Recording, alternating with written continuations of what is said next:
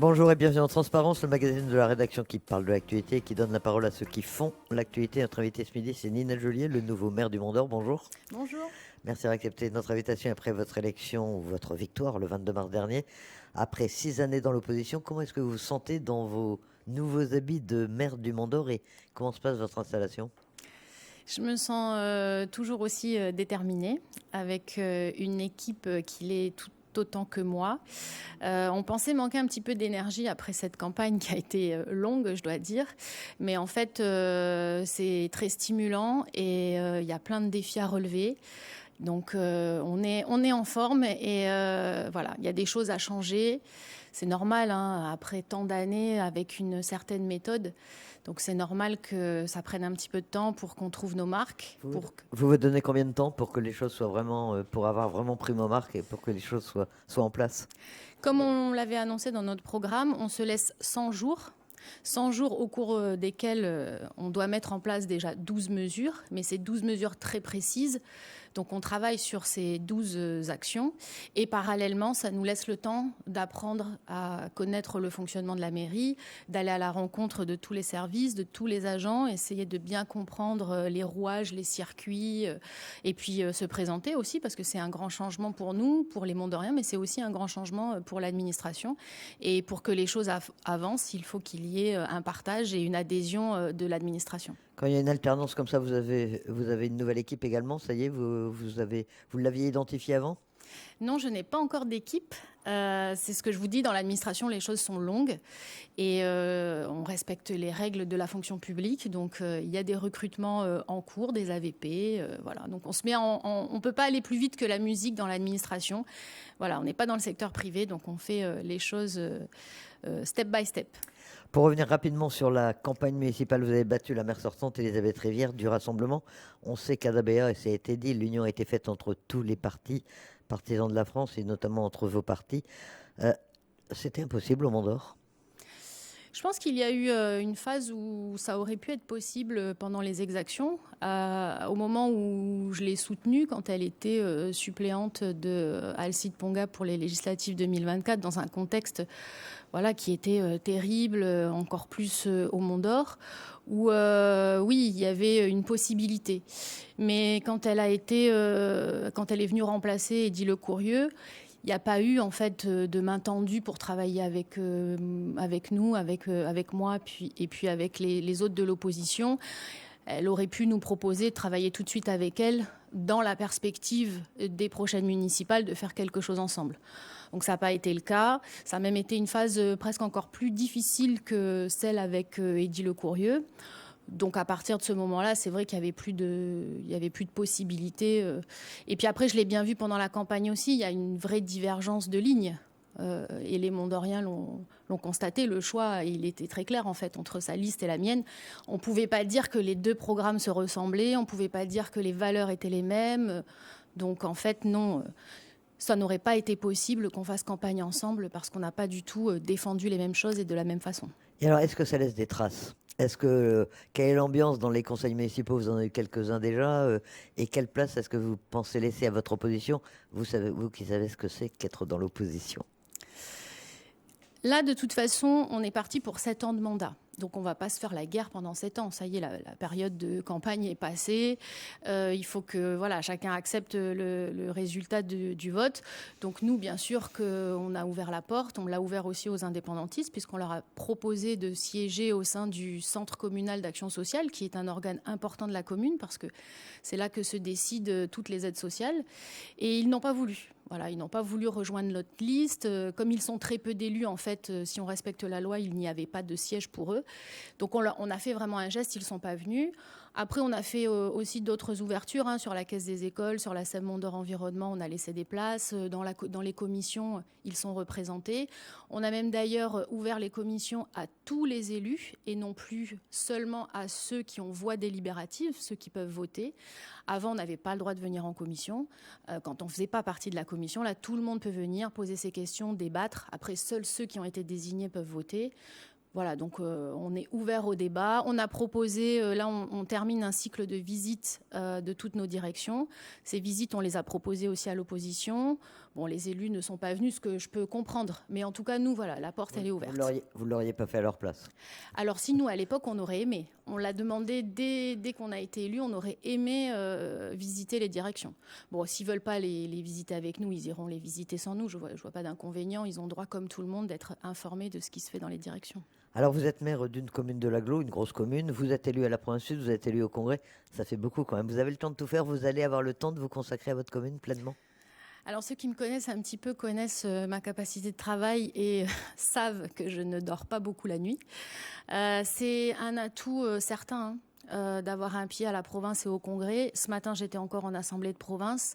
Et pour défendre la commune, c'est quand même un endroit idéal. C'est là que se trouvent les financements. Au Congrès, c'est là que se décident les lois. Et c'est vrai que pour défendre ses administrés, ne pas être dans ces instances-là, c'est se priver aussi de financement, puis de cohérence aussi avec les politiques qui sont votées à l'échelle du territoire. Je vais vous donner un exemple. Ce matin, on a voté la délibération d'utilisation des financements de l'État dans le cadre de l'amélioration de nos écoles. Eh bien, je suis intervenue pour dire que la commune du Mont-d'Or voulait elle aussi être en partenariat sur cette action, et on va avoir l'école de Saint-Michel, par exemple, qui va pouvoir bénéficier de ce partenariat avec la province et l'État. Voilà, c'est un exemple parmi tant d'autres, mais ça nous permet vraiment d'être plus efficace pour les Mont-d'Oriens. Le Mont-d'Or, parlons-en quand même. C'est aujourd'hui la 4e commune de Nouvelle-Calédonie, 25 000 habitants au dernier recensement. Vous avez déploré ce déclin, puisque pendant longtemps, c'était la 2e commune de Nouvelle-Calédonie. Comment faire pour redonner de l'attractivité à la commune, avec tous les problèmes qu'on connaît et dont on parle, qui font l'activité générale de la Nouvelle-Calédonie d'ailleurs? Ça passe d'abord par la sécurité. Ça passe d'abord par la sécurité. Les gens quittent le Mont-d'Or parce qu'ils ne se sentent pas en sécurité pour diverses raisons. Il y a beaucoup de cambriolage, il y a beaucoup de délinquance, il y a beaucoup de petites délinquances qui mettent une mauvaise ambiance et qui donnent une mauvaise image de la commune. Et puis après, il y a toujours notre problème de la route qui est encore encadré par les gendarmes, etc. Donc il faut d'abord resécuriser, faire absolument baisser la délinquance. Et c'est ça qui fera, je pense, revenir les gens, qui leur redonnera confiance. Après, il y a le volet de l'emploi. Mais voilà, là, dans les 3 premières semaines, moi, je me suis d'abord attaquée à la baisse de la délinquance. Donc vous êtes attaqué comment? Qu'est-ce que vous avez fait? Vous avez déjà pris des initiatives dans ce domaine? La semaine prochaine, on lance le recrutement de 5 policiers municipaux, ce qui est beaucoup, puisqu'on a un effectif aujourd'hui de 35. Donc 5 de plus, ça nous permet d'avoir une brigade de terrain supplémentaire. Et vous avez les moyens de les financer, il n'y a pas de problème? J'ai été obligée de supprimer d'autres postes. Voilà, d'autres postes qui n'étaient pas pourvus et il faut faire des choix. Par exemple, j'ai supprimé le poste de directeur de la communication. Voilà, il n'était pas pourvu. C'est un poste de catégorie A qui me permet de financer 2 postes de policiers municipaux. Donc oui, j'ai fait des choix. Là aussi, encore une fois, je négocie avec la province sud parce qu'on a une convention de financement avec la province sud sur la sécurité. Bon, je négocie aussi le financement sur ces 5 postes de 2 postes. Donc voilà, on arrive à trouver les financements et ça y est, j'ai réussi à les trouver pour avoir ces 5 postes. Donc pour terminer l'année, et après il va falloir les pérenniser sur les années suivantes. On a vu également le haut-commissaire avec lequel on veut avoir des échanges plus réguliers sur la gestion de nos mineurs. Il y a un dispositif qui nous paraît important, c'est le dispositif des mineurs en errance, voilà, qui, à la place d'avoir un couvre-feu pour les mineurs, nous permettrait d'intervenir plus efficacement après 22 heures sur les mineurs qui traînent dans la rue. J'ai vu plusieurs fois les gendarmeries, j'ai visité nos 3 gendarmeries, donc j'inclus dedans le PSIG du Pont des Français, pour avoir des contacts directs. On a remis en place des circuits d'information. Voilà, on a bien œuvré depuis le début de la mandature. Et je vois demain le général Aouchine, avec lequel on a aussi... le commandant de la gendarmerie en Nouvelle-Calédonie. Voilà, exactement, le commandant de la gendarmerie, qui a mis en place un programme pour les jeunes là, sur la commune. C'était la semaine dernière, là, pendant les vacances. 12 jeunes de la commune. Voilà, des jeunes qui ont besoin d'être accompagnés. Donc c'est une semaine d'immersion avec les métiers de la sécurité, de la citoyenneté, etc., qui a bien fonctionné. Donc on a des pistes de travail à mettre en œuvre. Sans stigmatiser personne, on va dire que Saint-Louis est calme pour l'instant. C'est vrai. On n'entend pas trop parler de C'est caillassage, de barrage. Vous y êtes allé déjà dans la tribu de Saint-Louis? Le lendemain de mon élection, le lendemain de mon investiture, on est allé avec les adjoints et les élus au marché Naté, où on a été très très bien accueillis. On a fait tous les stands, on a discuté avec tout le monde, on a bu le café, on a vu le chef Moyatea, tout s'est très bien passé. Voilà, on a échangé, ils doivent revenir vers moi pour travailler sur des projets. Enfin, moi, je suis ouverte, s'ils veulent travailler sur des projets de développement pour la tribu. Moi, je suis totalement ouverte aux discussions, mais il va falloir qu'ils trouvent eux-mêmes aussi les financements. Tout ne pourra pas venir de la commune. Et je leur ai bien rappelé ma philosophie. Tout le monde sera traité de la même façon. Vous avez des droits, comme tous les autres Mondoriens, mais vous avez aussi des devoirs à respecter. Et en cas de nouvelles tensions, en cas de nouveau blocage de la RP1, en cas de nouveau caillassage, quelle sera votre réaction comme maire du Mont-d'Or? Bien, écoutez, c'est quelque chose qui va certainement arriver. Là, vous dites que tout est calme, mais il y a quand même des incidents qui se produisent à la marge. On doit renforcer évidemment notre police municipale pour qu'il y ait plus de présence, qui soit une présence dissuasive. Et il faut également qu'on ait des meilleures relations avec la gendarmerie. Mais ça va être un énorme défi à relever. Là, on a travaillé, le haut-commissaire m'a assuré qu'il y aurait des dispositifs particuliers pour les élections provinciales. Voilà, on en a déjà discuté. Les bureaux de vote vont être sécurisés. La période avant les élections, l'élection va être également sécurisée. Mais pour empêcher les caillassages sur la route, il faut avoir une politique ferme. Ça ne va pas se faire du jour au lendemain, mais il faut commencer très tôt. Il faut refuser le laxisme. Il faut refuser même la moindre petite insulte, le moindre tag. Il faut agir tout de suite et pas laisser passer. Mais ça ne dépend pas forcément de vous. Ça dépend plutôt des forces de sécurité elles-mêmes, que la gendarmerie en l'occurrence. La mairie a des leviers. La mairie peut agir. Déjà, elle peut convoquer les parents. Elle peut mettre en place un volet de sanctions, négocier avec les parents en alternative à une peine de réparation, par exemple. Elle peut mettre en place des tiges. Ça aussi, on en a discuté avec le haut-commissaire. On en a discuté aussi avec la DPJEJ, qui est très intéressée. Donc, on a des leviers que la mairie peut actionner. Moi, j'avais parlé également de la suppression des aides sociales en cas de récidive, quand les parents laissent faire leurs enfants et que la délinquance se répète.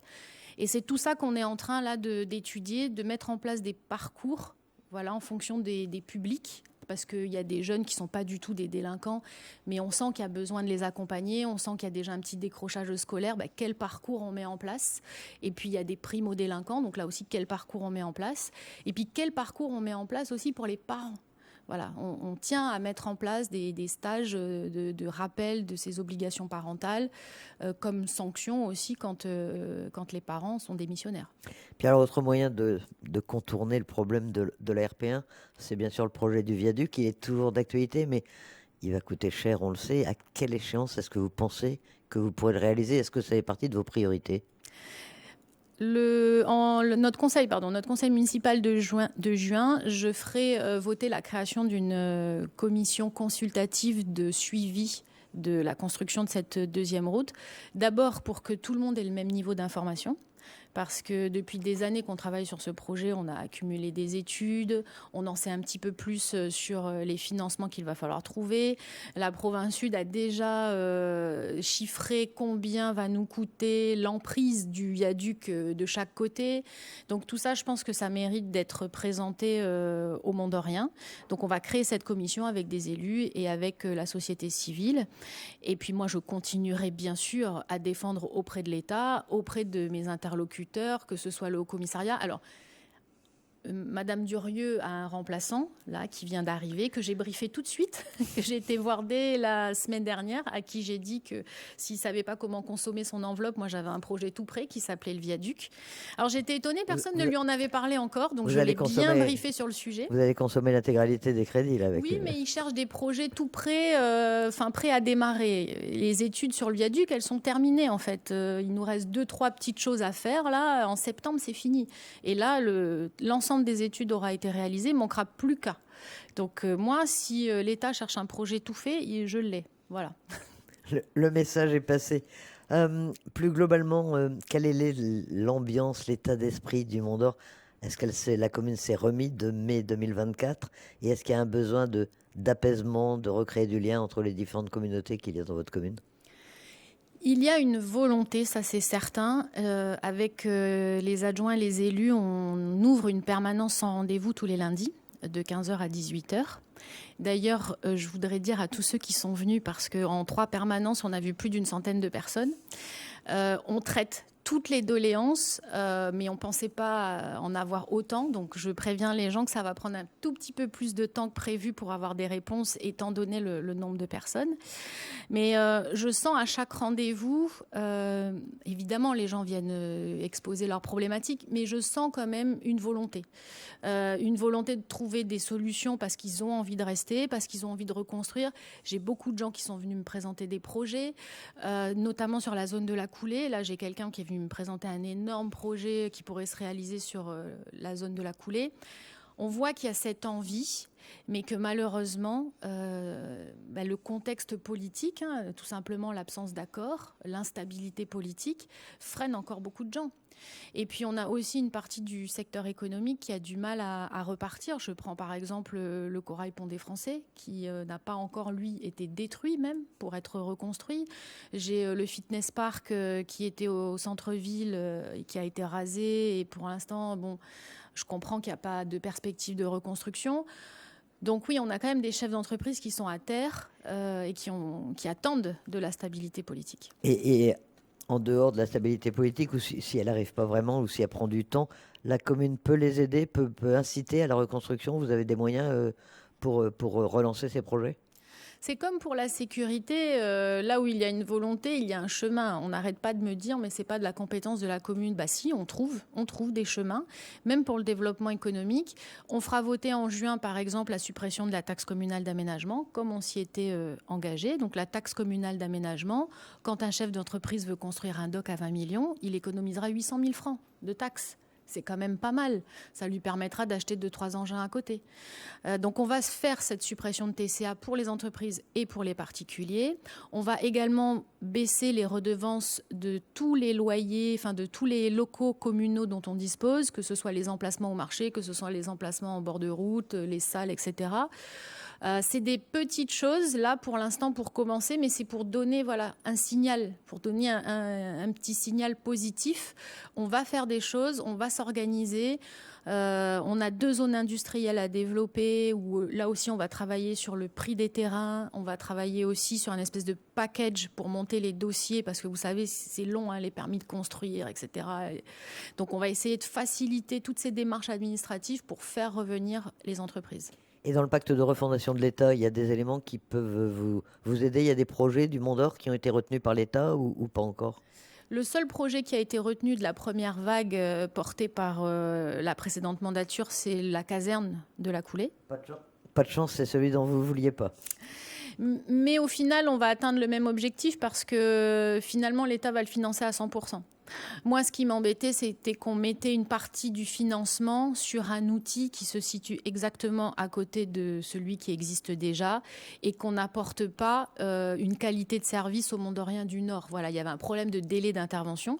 Mais là, la caserne va être financée à 100%, ce qui me permet de récupérer les financements qui étaient prévus au départ de la commune pour les réfléchir sur une annexe des pompiers, comme on le souhaitait au départ et comme on l'a porté dans notre programme, qui sera situé au centre-ville. Donc finalement, tout finit bien. Vous aurez les deux. Écoutez, tout finit bien et j'ai même proposé à l'État de lui mettre à disposition la caserne actuelle, donc il va nous rester un peu sur les bras parce que ça aussi, c'était une préoccupation. Qu'est-ce qu'on fait de ce bâtiment-là qui va nous coûter de l'argent dans la sécurisation, dans la destruction, que jamais personne va racheter? Qu'est-ce qu'on fait de ce truc-là qui va nous coûter cher? Bon, là, je l'ai proposé à l'État pour y installer une antenne du RSMA pour ces pompiers, parce qu'ils ont une antenne RSMA pompiers. Et là, avec une caserne toute neuve à côté, ça pourrait permettre d'avoir quelques jeunes du RSMA en formation dans cette caserne où il y a déjà des dortoirs, des équipements, et pouvoir ensuite se former sur la caserne toute neuve. En attendant l'implantation du RSMA sur la commune, alors on sait qu'ils cherchent une commune de l'Aglo pour l'installer. On sait que Dambéa aussi est candidate. Est-ce que c'est vous qui allez l'avoir ou est-ce que c'est la commune concurrente et voisine? Alors, Madame le maire de Dimbéa, si tu écoutes cette interview, sache que je ne me laisserai pas faire. Ça va être un combat à la vie ou à la mort. Non, mais bien Quels sûr vont être que... les arguments qui peuvent peser dans une commune ou dans l'autre? Alors, nous, Vous avez déjà des militaires chez vous. au Mont d'Or, il y a un enjeu politique qui est très clair. Voilà, il est très clair. Dimbéa n'a pas besoin du RSMA pour que sa zone, j'ai cru comprendre que c'était vers la zone économique le projet, ils n'ont pas besoin de ça pour être attractifs. D'ailleurs, ils sont deuxième commune derrière Nouméa. Nous, clairement, on a besoin de ce projet-là pour redonner de l'attractivité au sud du Mont d'Or, parce que le lieu qui a été choisi là pour l'instant, c'est au sud du Mont d'Or. On a besoin de ça, la commune.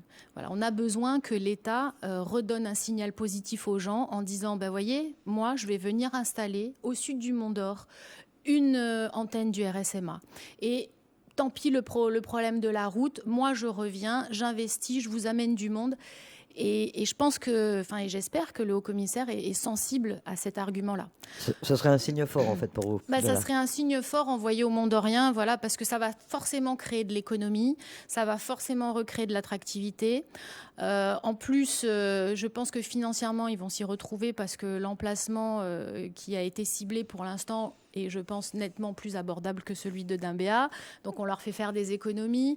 Je propose de leur mettre à disposition cette caserne-là qu'on va avoir sur les bras pour en faire quelque chose aussi, un lieu de formation pour des jeunes du RSMA. Je travaille également avec les bailleurs sociaux pour voir si on peut libérer un immeuble dans la commune pour pouvoir loger les personnels qui vont encadrer le RSMA. Donc vraiment, là, j'essaye de mettre tous les atouts de notre côté et j'espère que je serai plus convaincante que le maire de Dimbéa. La réponse sera donnée quand, en fait? Je crois que prochainement, l'État va arrêter 2 positions, 2 lieux et qu'on n'aura pas la réponse tout de suite, par contre, sur le choix définitif. Le suspense va rester intense. Le combat va être intense. Vous parliez de 2 priorités au début de cet entretien. Lesquelles et dans quel ordre vous allez les mettre en œuvre? Est-ce que vous avez le temps de le faire en 100 jours, effectivement? Je pense qu'on aura le temps d'en faire 75% en 100 jours. Pourquoi pas 100%? Tout simplement à cause des élections provinciales qui vont nous demander, nous, en tant que nouvel arrivant dans la commune, une très grosse organisation pour ces élections. Et puis, il y a toujours aussi cette période de campagne où tu ne peux pas faire des annonces comme ça. Mais là, la première mesure qu'on a mise en place, c'est donc l'ouverture de notre permanence sans rendez-vous, qui est très appréciée des Mont-Doriens. La deuxième mesure, c'est le recrutement de 5 policiers. En tout cas, on a lancé les AVP. Il y a la procédure administrative maintenant qui va suivre. Et puis, on a le projet Click and Move. On va rajouter 5 000 francs au projet Click and Move de la province sud, qui est déjà de 15 000 francs pour les jeunes de 11 à 18 ans. Comme ça, nos jeunes Mont-Doriens pourront avoir 20 000 francs au lieu des 15 000 à dépenser dans la commune. Ça va être fait aussi dès le mois de juin. Et on travaille sur la TCA, je vous l'ai dit, suppression de la TCA, ça aussi, ça sera prêt pour le mois de juin. La baisse des redevances des différents loyers de la commune, ça aussi, ça sera prêt pour juin. Après, on a des dispositifs qui vont être un petit peu plus longs à mettre en place. C'est tout ce qui touche en fait au toilettage de la réglementation pour, par exemple, renforcer les sanctions en cas de délinquance des mineurs. Ça aussi, on avait dit tolérance zéro, c'est une de nos mesures. Tout ce qui touche aussi à toutes les nuisances sonores qu'on est en train de retoiletter, remettre en place des circuits. Voilà, ça risque d'être un petit peu plus long. Mais je pense honnêtement que début juillet, je pourrais annoncer que 75% des mesures ont été validées et mises en place. Du travail en perspective. Oui. Un mode politique quand même, pour terminer. En tant que maire, quelle est votre vision de l'avenir institutionnel? Vous soutenez Bougival, vous soutenez pas Bougival? On n'a pas trop parlé finalement pendant cette campagne électorale, même si certains en avaient fait un référendum pour ou contre. Vous voyez les choses comment? La même ligne que j'ai défendue pendant les municipales, parce que si, moi je pense qu'on en a quand même beaucoup parlé pendant les municipales et je pense que ça a beaucoup influencé le choix des électeurs aussi. C'était moitié-moitié, moitié la commune et moitié la ligne politique du candidat. Donc moi, je ne sors pas de cette ligne.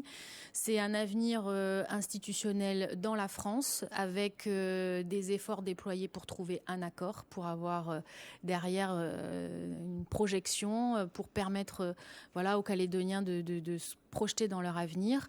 Donc moi, je vois une campagne fort et unie, des loyalistes forts et unis, et je m'engagerai en tout cas pleinement dans cette campagne, comme je l'ai fait pour la mienne, parce que on est parti collectivement au municipal, on partira collectivement au provincial. Alors, sous quelle géométrie, sous quelle géographie? Parce que vous n'êtes pas partis unis justement de la même manière à Dimbéa, par exemple, et au Mont d'Or, pour reprendre les deux communes qui, j'ai cru comprendre, vont être un petit peu concurrentes la l'une et l'autre. Est-ce que vous pensez qu'une union globale des partisans de la France va être possible? On a vu les tensions ces derniers jours. Est-ce que vous souhaitez l'union la plus large possible? Et est-ce que vous pensez qu'elle va être possible? Vous qui êtes membre de Génération NC, pour ceux qui l'ignoreraient. Au sein des loyalistes, où il y a Génération, les Républicains calédoniens et le mouvement populaire calédonien de Gilles Brial, l'union est totale. On est parti ensemble au municipal, on continuera de le faire au provincial. Nous avons, nous, Génération, souhaité d'ailleurs que Sonia Backès puisse reprendre les rênes de la province sud après cette élection et on la soutient dans ce sens-là. Mais bien sûr qu'on aimerait que l'union soit plus large et que le rassemblement puisse participer à nos côtés à cette campagne, parce que c'est dans l'intérêt des Calédoniens. Avec une élection à un tour à la proportionnelle, plus on part unis et plus on a de chances d'obtenir un maximum de sièges au provincial. Donc c'est... Pourquoi est-ce qu'on veut une union large? C'est parce que c'est mettre toutes nos chances de notre côté pour défendre les Calédoniens et moi, les Mondoriens. On en parlait tout à l'heure justement. Est-ce que vous-même vous serez candidate, non pas pour tirer la liste, ou alors annoncez-le nous si c'est le cas, mais pour être candidate sur la liste des loyalistes, des républicains, la liste globale qui pourrait être présentée en province sud? Alors ça, c'est toujours la question, c'est qui tire la liste et c'est qui est sur la liste. On est à 2 mois de l'échéance, donc c'est normal qu'on commence à se poser les questions. Oui, bien sûr, bien sûr. Je vous l'ai dit, moi, je m'engagerai pour les Mondoriens. Je vois bien aujourd'hui que être à la province sud, être au Congrès, c'est vraiment, vraiment un atout pour la commune. C'est ce qui me permet d'obtenir des financements. Voilà, c'est ce qui me permet au Congrès, par exemple, de m'opposer sur des sujets quand je considère que ça va avoir un impact sur la commune. Et puis après, au-delà du Mont d'Or, j'ai aussi mes convictions, mes valeurs. Et si j'ai envie voilà, de m'investir pour que les loyalistes gagnent cette élection, bien sûr, parce que c'est ça que je veux pour l'avenir du pays. Donc j'ai d'abord, ma première raison, c'est le Mont d'Or, défendre le Mont d'Or, mais c'est aussi voilà, défendre mes convictions au travers des loyalistes. Donc je m'engagerai pleinement dans la campagne, c'est certain. Après, il y a toujours des discussions en cours. Les discussions, là, elles sont toujours en cours sur la liste. Ce qui est certain, par contre, c'est qu'on soutiendra Sonia Backès pour qu'elle soit réélue à la tête de la province sud. Vous êtes Génération NC, vous avez été membre de Calédonie Ensemble. Qu'est-ce que vous pensez de la démarche, de l'initiative de Philippe Dunoyer qui a annoncé hier le lancement d'un nouveau mouvement politique et son départ ou sa prise de distance avec Calédonie Ensemble? Qu'est-ce que ça vous inspire? Eh bien, en fait, j'ai pas compris les raisons pour lesquelles ils quittent Calédonie Ensemble. J'ai pas compris quelle est la ligne du nouveau mouvement politique qu'il veut créer, quelles sont les valeurs, où est-ce qu'il veut aller, est-ce qu'il y a vraiment une divergence de ligne par rapport à Calédonie Ensemble, ou est-ce que c'est juste un départ parce qu'il y a des bisbis personnels? Bon, ce matin, j'ai écouté l'interview et j'ai vu que vous aussi, vous aviez eu du mal à trouver des réponses. Donc pour l'instant, c'est juste une annonce de départ, mais qui me semble bien vide. Voilà, il n'y a pas les valeurs, il n'y a pas les personnes, il n'y a pas le nom du parti, il n'y a pas les mesures qui vont être défendues, puisque par contre, ça, il a bien dit qu'il serait présent au provincial. Donc voilà, pour l'instant, c'est un peu coquille vide. Donc bon. En tout cas, on est bien parti. Enfin, la campagne provinciale semble être déjà lancée. C'est aussi votre sentiment? Ben là, on a vu, oui, émerger pas mal de nouveaux mouvements, ou en tout cas des intentions de se présenter au provincial. Moi, je dis, j'aimerais dire quand même aux Calédoniens que pour passer la barre en province sud, pour avoir un élu, il faut faire minimum 5500 voix. Voilà. Donc, toutes les petites listes qui se présentent, et pour qui peut-être on serait tenté de voter parce qu'on n'aime pas un tel, ou on a envie de donner sa chance, en fait, il n'y a qu'un seul tour. Donc, tout ça, c'est des voix qu'on perd. Une liste qui fait 2000 voix, elle n'aura pas d'élu ensuite à la province sud, donc c'est 2000 voix de perdues. Et dans le contexte dans lequel on est, il faut quand même bien réfléchir parce qu'après, ça va avoir des conséquences. À la province sud, il y a 40 élus. Et la présidente, le président de la province sud est élu ensuite par les 40 élus. Donc, il faut avoir 20 élus, 21 élus pour pouvoir prendre la présidence de la province sud. Donc, il ne faut pas qu'une voix manque à l'appel. Donc, il faut bien réfléchir sur cette élection, qui est une élection, encore une fois, à un tour et pas éparpiller les voix.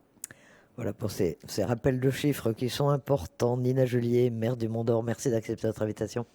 Merci Elisabeth et bonne journée à tous les Calédoniens et un petit clin d'œil à ma collègue de Dame Béa.